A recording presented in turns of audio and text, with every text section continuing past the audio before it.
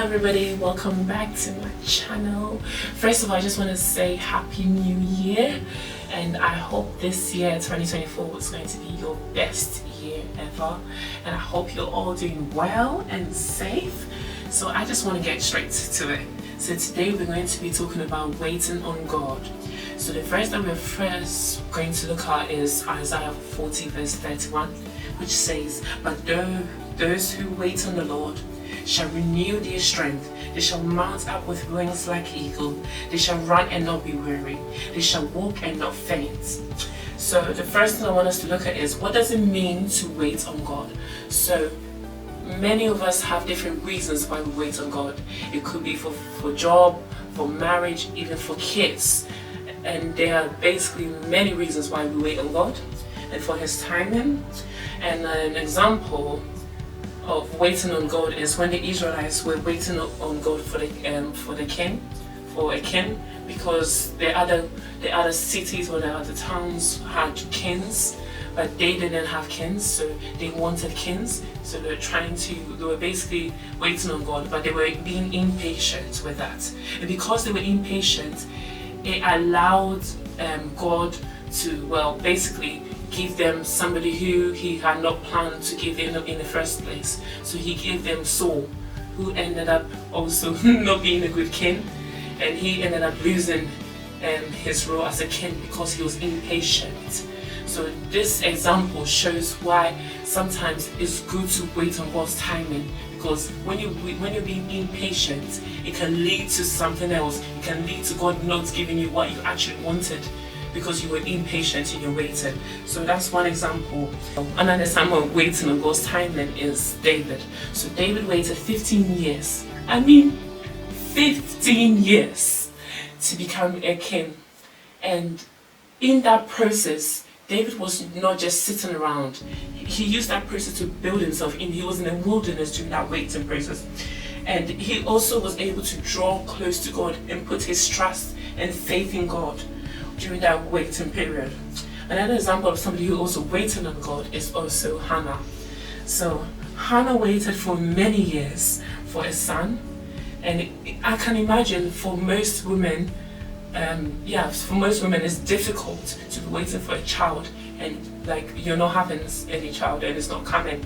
So Hannah waited many years. She was praying and trusting God. And the best thing is that when she waited and trusted God, and she trusted God during that process, God was able to deliver. And Hannah's son became one of the most powerful prophets in the Bible. So there's a positive impact when it comes to waiting on God and waiting for the things that God has planned for your life. So the next thing I want us to look at is, why should we wait on God? So Jeremiah 29 tells us that God has plans for our lives. And Psalm 21 verse 40 tells us that we should wait patiently on the word. So I'm going to now give you 5 reasons. 1, 2, 3, 4, 5. 5 reasons why we should wait on God. So the first reason why we should wait on God is that it builds our trust and faith in Him. So Abraham waited many years for a child. He was very old when he had a child. But then he remembered God's promise, and God promised him that He will make his descendants as numerous as the stars. And to him, he'll probably be like, how is that possible? Because I don't even have a child, let alone make that much make my descendants, as numerous as the stars. But he trusted God and believed in Him. But at the same time, during that time, his faith was also tested, because God had told him that you should sacrifice Isaac, and he did not want to do that. But because he trusted and his faith had grown so much during the process that he was waiting for his son, he was able to say that, yes, even though God has called me to sacrifice my son and I've suffered to get this son, I'm going to trust this God and make that sacrifice. So he was willing to sacrifice Isaac just because he had faith in God and he had trust in God, which was not built in the first place. It was only built because of that waiting process. So it's important to understand that during that waiting process, it can build your faith and trust in God. So the second one is it strengthens our walk. The verse I want us to look at is Isaiah 40 verse 31, which is also the main verse. It says, but they who wait on the Lord shall renew their strength. They shall mount up with wings like eagles. They shall run and not be weary. They shall walk and not faint. And Nehemiah 8:10 says, then he said to them, go away, eat the fat, drink the sweet, and send portions to those whom nothing is prepared. For this is the day this is the day of our Lord. Do not sorrow, for the joy of the Lord is your strength. So we know that the joy of the Lord of God gives us strength. So the joy that God gives us strength, is our strength that we hold on. The Hebrew meaning of strength is a place that is of safety, protection, and stronghold. So protection, refuge, and stronghold. That's a place, that's the meaning of strength. So when you're going through struggles, or when you're waiting and it's becoming too difficult, just remember that God has given us that joy that will strengthen us. If you have that joy of the Lord inside you, you'll be strengthened so that you can keep on going on and keep on pushing and keep on waiting during that period. Because by the end result, it will all be worth it. So the next one is that it leads to gratitude. So my favorite Bible character is David. David was dancing and was rejoicing when the ark of the Lord came to him. He knew that the ark of the Lord represented the presence of God, and it will bless any family that it goes to. So because of that, he was rejoicing. And you may think, oh, it's just an ark, although it's good to rejoice. The difference is that David spent years in the wilderness, so he knew God, and he knew the struggle that he went through to get to where he was. So this time he was a king. So he knew the struggle that he went through to become a king. So having that ark representing the presence of God in his home as a king meant a lot to him. So he didn't care about what other people were thinking. He didn't care about anybody. He just began to dance like a crazy man. It's amazing what God can do to you when you put your trust in Him and you wait on Him. Because of that, he was grateful for what God has done for him during that waiting process. He was grateful that when he got to the destination, he was able to say, wow, God has done it for me. And he was even more rejoicing, and he was in gratitude. That's why he was partly also named as like the man after God's heart. Because even until he probably took his last breath, he was still seeking God. Because he knew that God had taken him out of the wilderness to become where he was. He knew that that waiting process helped him to become who he was. So the next one is it changes who you are, and into brackets, transformation. So waiting on God spiritually changes who you are and allowing Him to transform you. And the transformation starts with your mind.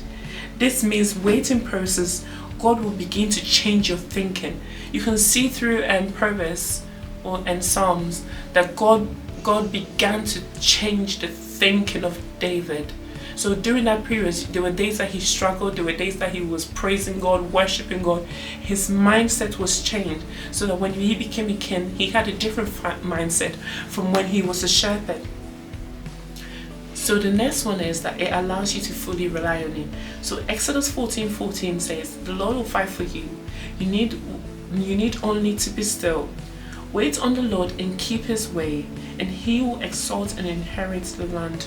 So it allows you to fully rely on God, because when you're there and you are in that place that you want that job, that you want that career, that you want something, and you're waiting and you're praying, and you just sometimes just have to sit down and just give everything to God and go, God, I've been praying, I've been doing, but I'm trusting you and I believe in you, and I know that you can do it because you did it for those in the Bible. You did it for Abraham, you did it for Hannah, you did it for David.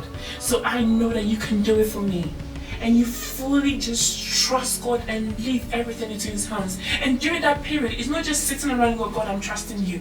You do something with your life. You help others. You work on your ministry. You build yourself spiritually, emotionally. You study the word. You pray. You seek to help others. You do what God is calling you to do at that moment, while you're waiting for that time, because that moment will help you when you get to your finish line. That moment will help you when you get to your destination. That moment is preparing you for what you're about to receive. So it is important that you go through that waiting process, not just being idle and sitting down, but doing something so that you can build yourself in that moment. I think I've already given my a bit of a story about when I was waiting for basically my career, and I had to keep trusting God, and I went through loads of emotionally just crying and everything. It was just a lot, but I was using that moment to build myself too. That it got to a point that where I am now, if it wasn't those experiences, I wouldn't be where I am. It's helped me and it's elevated me in where I am now. So it is important that during that process, you don't just sit down. You find something to do. You help others. You pray. You intercede. You do whatever you need to do. So when you get there, you'll be fully prepared for what you're waiting for. So you need that process. That waiting process is not just to sit around. God is trying to work on you. God is probably trying to make you understand something. He's trying to change you. But then you're sitting there moaning and complaining like, God, when is my time? And that's not it. You have to actually try and seek on God, what do you want me to do at this moment? Even though I want this and I'm waiting for it, I'm praying for this, what do I need to work on myself? Because we are all not perfect. We need to always constantly work and build ourselves and draw near to God. So instead of sitting down, oh, I want this, I want that, why not work on you? That's the important thing. So, that's all I have to for today. Yeah, that's all I have for today. Yeah, that's all I have for today. So thank you so much. Thanks for watching.